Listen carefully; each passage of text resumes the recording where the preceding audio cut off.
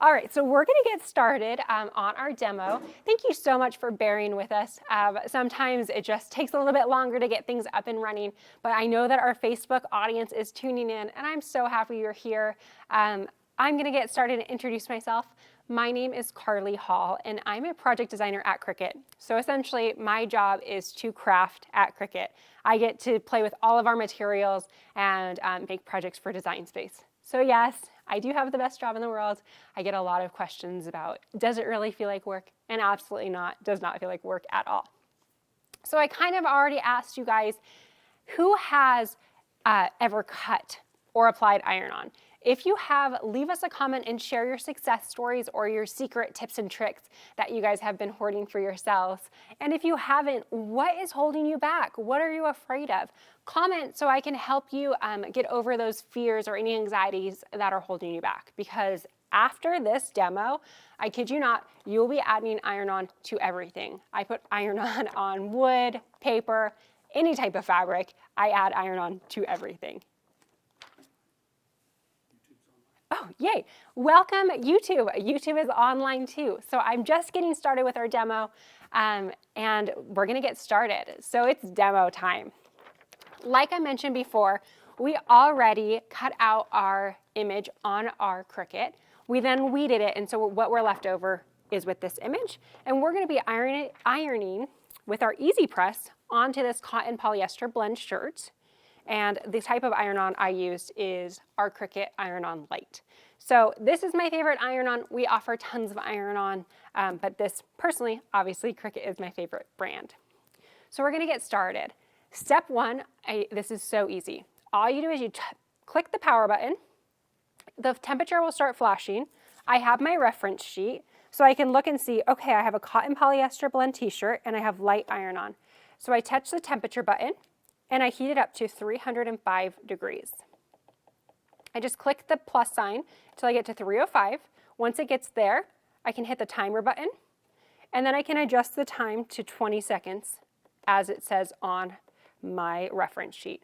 Again, you can find that reference sheet at cricut.com/ep-settings, and we'll have that in the description for you as well. So this little guy will start heating up.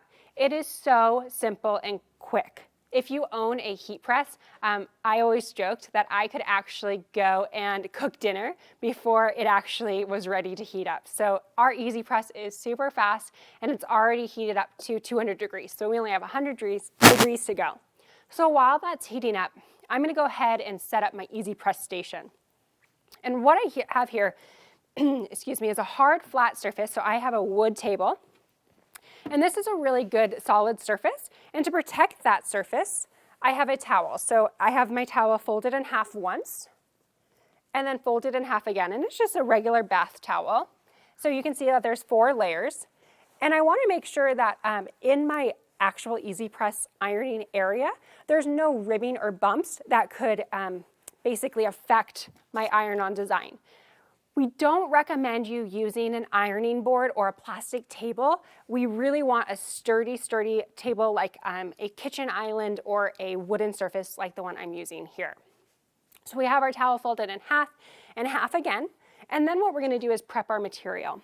So I have this shirt, like I mentioned, it's a cotton polyester blend. And we're gonna take the shirt, and you can see my EasyPress is already heated up. 305. I'm not even done prepping my material, and it's already ready to go.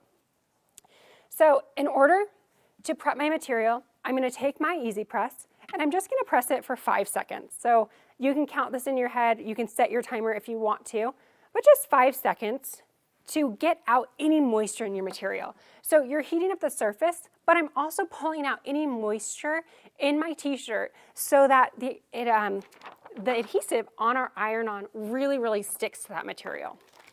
Then, in order to find the center, here's a little pro tip. We're gonna fold our shirt in half, and you can line up the armpits of the shirt to make sure that it's actually in half. Then you can lay it on your surface, and then take your EasyPress and just run it along the center edge. And what this is going to do is this is going to create a guide right down the center of your shirt so that you know where to put your design. So just enough to really make a crease. And then we'll flip it back over. And you can see right here that I have a crease down the center that shows me where the center of my design is. Karley, we're going to give away an EasyPress, so people can comment on what project they're doing. Oh, awesome. So their comments will be good until 4 p.m. Oh, awesome. So what I just heard is that we're giving away an EasyPress. If you don't have an EasyPress or you want to gift one to your friend, this is a great chance to win one. So in order to enter, if you comment, you can comment until 4 p.m. Mountain Standard Time. Tomorrow, and that will allow you to enter in for our giveaway. So that is super exciting. So we're going to double check our settings, make sure everything's good. If you're a slow prepper, this could automatically turn off. It's a great safety feature because I always forget to turn mine off. But it's at 3:05, 20 seconds. So we're going to take our atomic model and we're going to line it up on the center. The way that the model goes, it's kind of like this. And I'm just going to place it on the center. If you have OCD like me, you can take a ruler and line it up.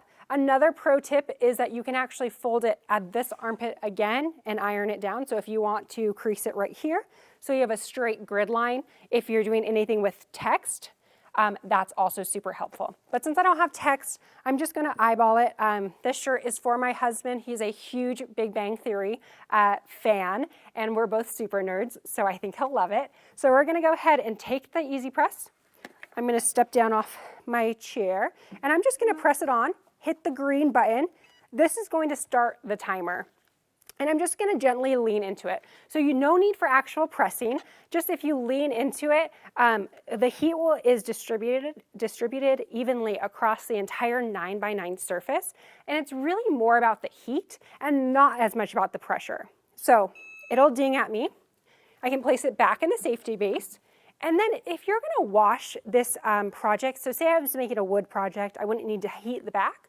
But to ensure longevity, you can actually flip the shirt over, take the heat press, and then just heat the back for the same amount of time. And again, just kind of lean into it and let the EasyPress really do the hard work.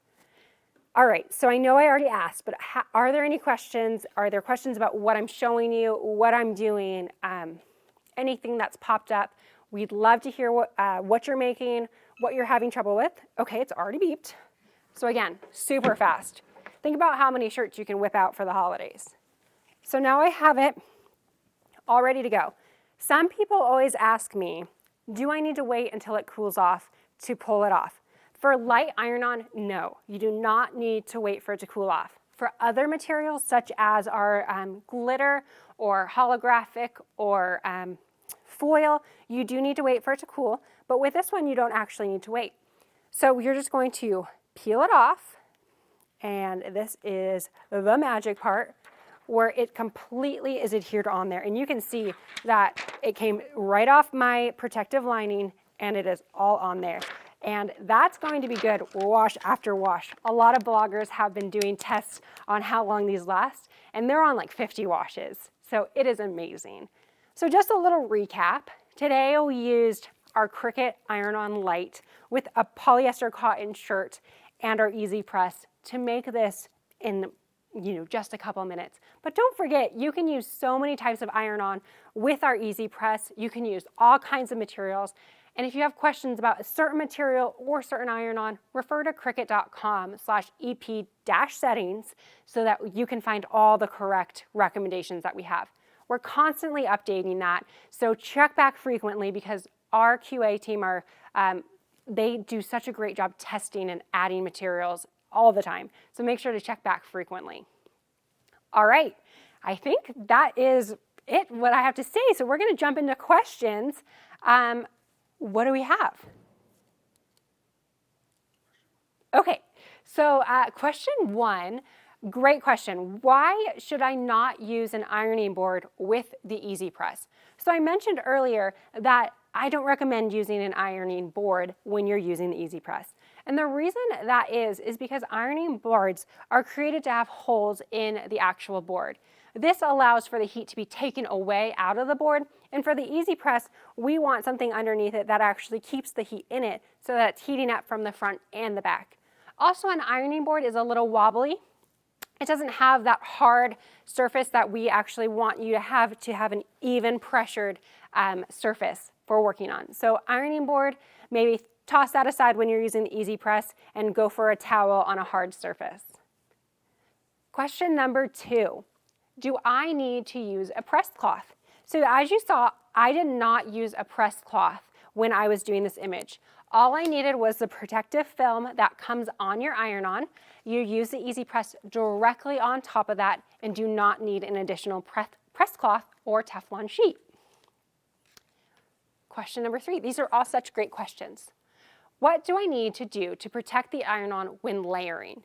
So when layering, it's a little bit of a different challenge. It's so much of a, technique thing, and we're actually going to do an entire Facebook and YouTube live about this topic because when you layer, it's so rewarding. You get these great projects, but learning how the technique works is a little bit trickier. And what I would recommend is if you're layering, and say I was putting an image or text on top of this, when I layer the text, I would want to put my protective film back on my image or use a Teflon sheet and then use my EasyPress so that my EasyPress is never actually directly touching any of the iron-on material.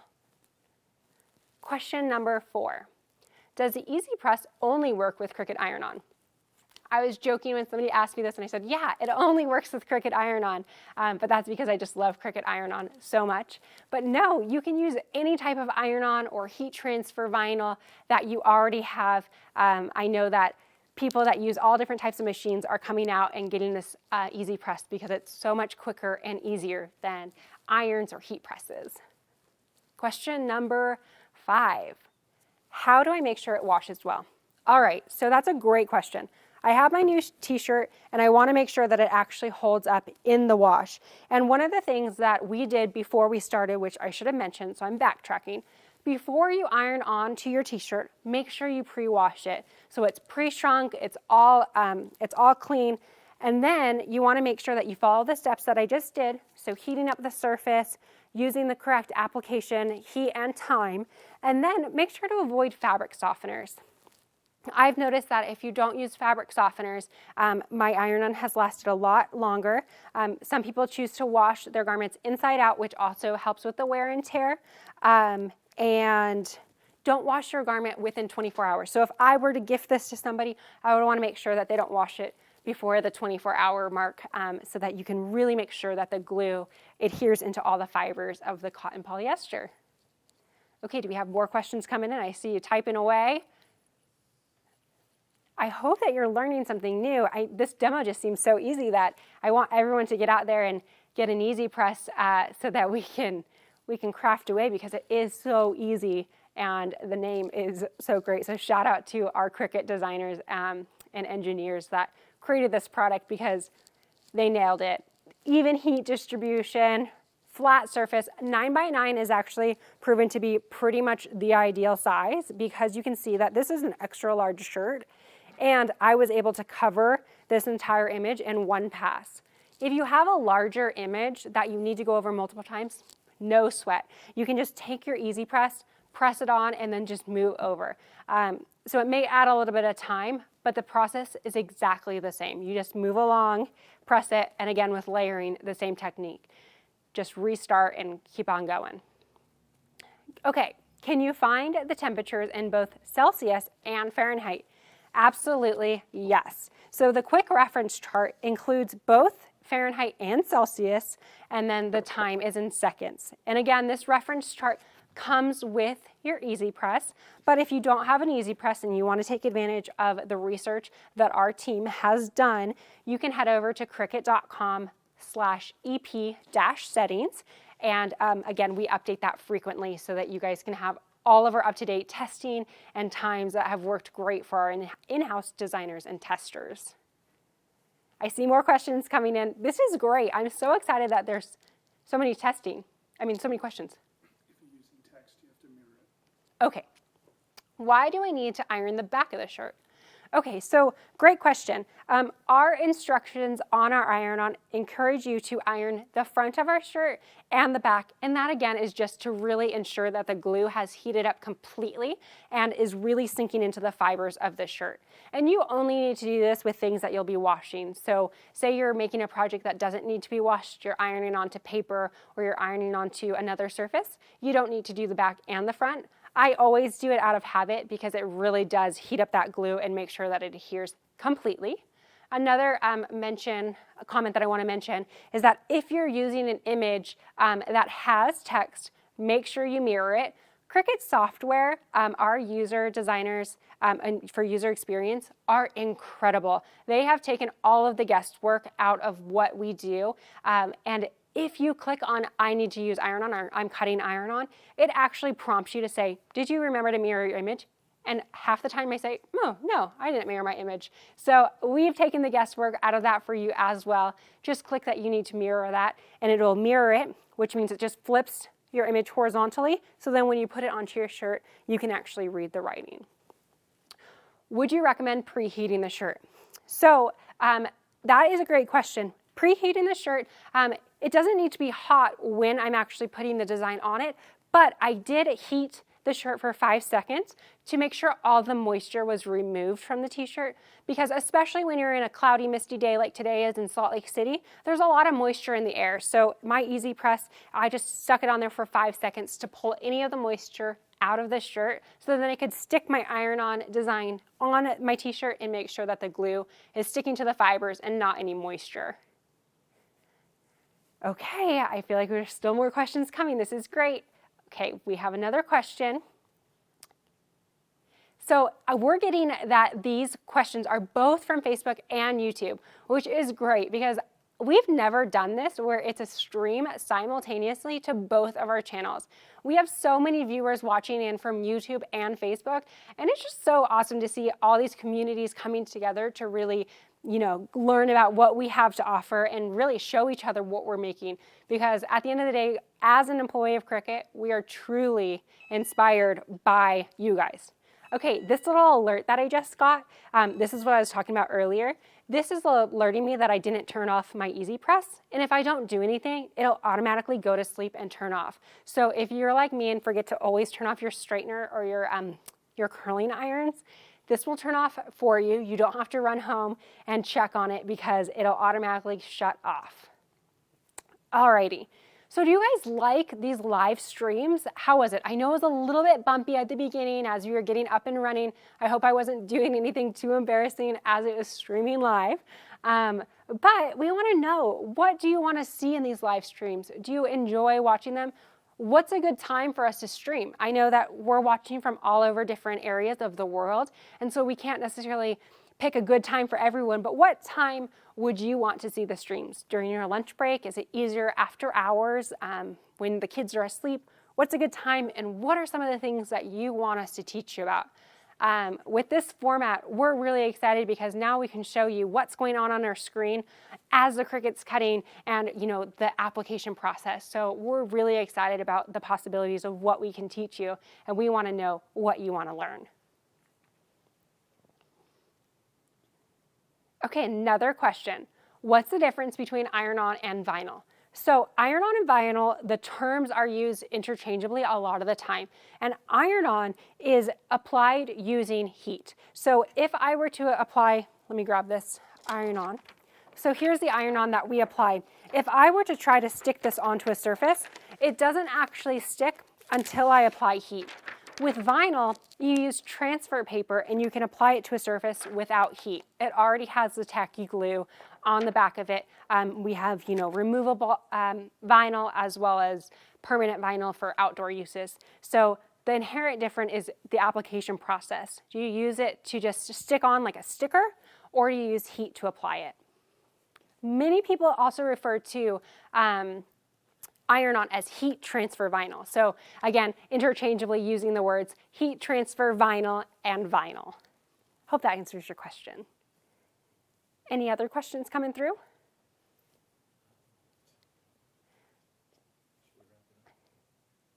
All right. So we're going to give it a couple seconds. to see if there's any more questions coming in. Again, we really want to hear. Is it easy on wood? Oh, okay, so one of the questions came in, is it easy to apply iron-on onto wood? Absolutely, it is so easy, just as easy as it is to apply to a t-shirt, it's that easy to apply to wood. And it sticks every single time. Some of the issues I've had with vinyl, where you're trying to apply it to a glossy surface or a rustic reclaimed look, is it doesn't stick.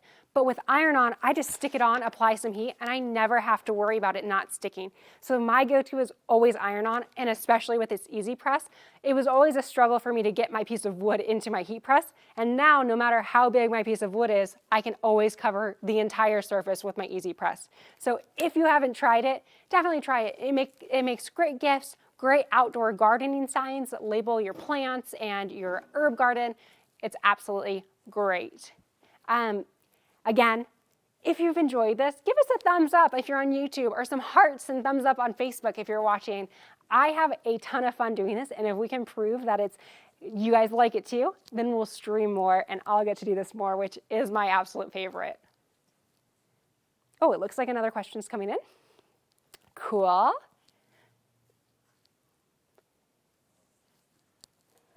Maybe. Any other things that you guys have made with iron-on? What are the choices for iron-on paper, and what kind of Different. materials can we apply on that? Okay, so one of the questions that came through is what type of base materials can you apply your iron-on to? So some of the things that I mentioned during the stream are paper. You can iron onto paper. You can iron onto glitter paper. I've always had trouble trying to find a material that will stick to glitter paper, and iron-on is one of those no-brainers. It will absolutely stick. You can iron on to wood, like I mentioned, painted, unfinished wood, reclaimed wood, that's industrial or farmhouse wood, that's grainy. You can iron on to metal.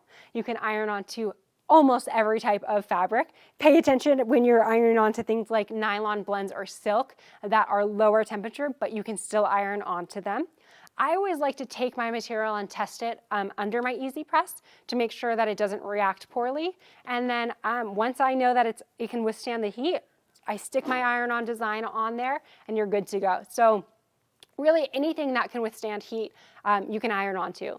I just made a wedding binder the other day, and I ironed onto the cover of a binder, and it was painted and had a gloss coating, and I ironed directly onto it. Didn't need a protective sheet or anything other than the protective lining film that comes with your iron-on, and it looked like I bought it. I was so impressed with myself, and I love using iron-on to add that extra touch of personalization to my projects. Okay, so we're gonna take 2 more questions before we're wrapping up. This has been so much fun, and I love being in our Cricut studios. I wanna do like a behind the scenes tour of what our Cricut studios look like, because they're so cute. It looks like this. Why is the EasyPress better than hot press machines? So the EasyPress, compared to other tools like heat presses, some of the things that I mentioned, the EasyPress heats up in seconds. So when I turn this on, I could probably count like 20 to 30 seconds before it was ready to go. When I use a heat press, sometimes it can take up as long as 20 minutes to get the entire surface heated. Another thing is that this EasyPress was engineered to evenly distribute heat across the entire 9x9 surface.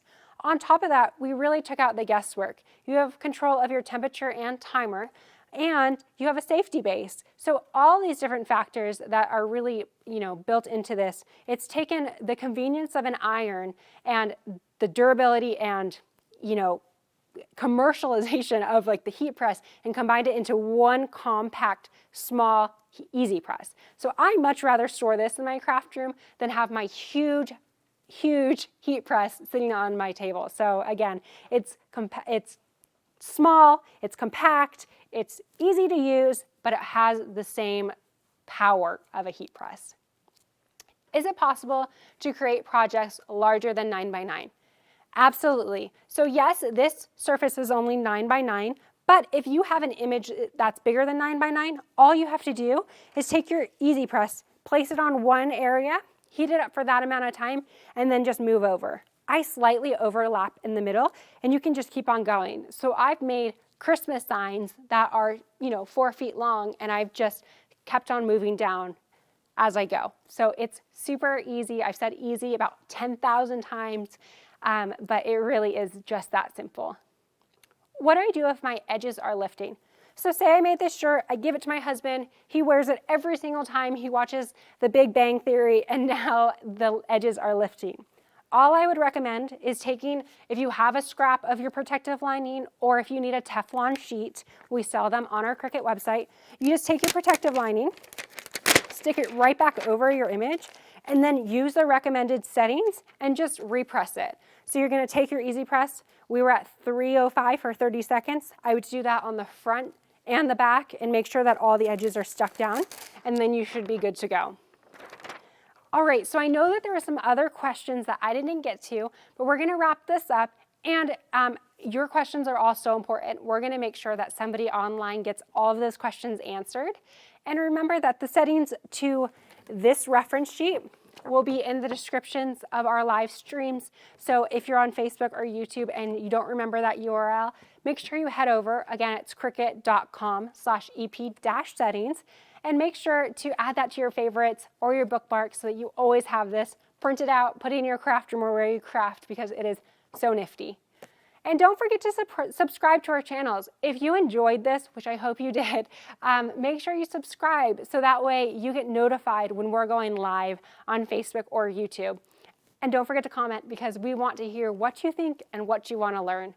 Giveaways good till tomorrow. All right, I almost forgot. How could I forget about the giveaway? So the giveaway, we are giving away an EasyPress. So I hope that I sold you on the EasyPress, because again, I love it. And if you don't have one, you can enter to win one by commenting on YouTube and Facebook on these videos until tomorrow, 4 p.m. Mountain Standard Time. We'll be giving away a EasyPress to one of our viewers. So thank you so much for tuning in. This was so much fun, and I can't wait to see you guys next time. Have a good day.